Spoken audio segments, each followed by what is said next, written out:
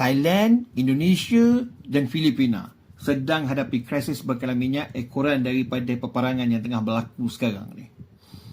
Dan ini mencetuskan kenaikan harga dan panik pembelian. Filipina confirm dah jadi istihar darurat tenaga. Ratusan stesen minyak, actually 403 buah stesen minyak tutup. Memang tutup. Darurat tenaga diisytiharkan. Berlaku pembelian panik. Kita tengok sekarang ni penuh orang stesen minyak tengah tunggu minyak, tapi minyak tak ada. Polis yang ada kat situ sekarang ni. Thailand pun sama, keadaan Thailand pun sama, dan Indonesia pun sama sekarang ni. Diorang tengah panik nak buying, and then sekarang ni pun stesen minyak pun dah kehabisan stok. Banyak ada tempat-tempat dia orang tak ada stok minyak dah sekarang ni.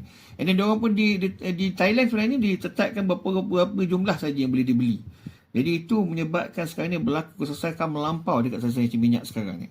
Di Thailand sekarang kita tengok ada satu orang Malaysia kita yang pergi sana bercerita yang ada orang Thailand siap menyapa ayah dia untuk minta bagi 10 liter minyak daripada kereta. Sampai dia pun takut orang kopak tank minyak dia orang tengah malam, tak tidur malam. Takut benda tu berlaku, right? Di Indonesia sekarang ni pun tengok sekarang ni memang keadaan tengah teruk. Ni semua kalau anda tengok dekat sosial media sekarang ni banyak sekali ni video-video menggambarkan keadaan semasa dia orang lah.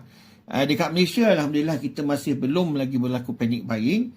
So hopefully kita tak sampai level tahap tu, dan kita mohonlah pada kerajaan kita untuk lakukan sesuatu juga.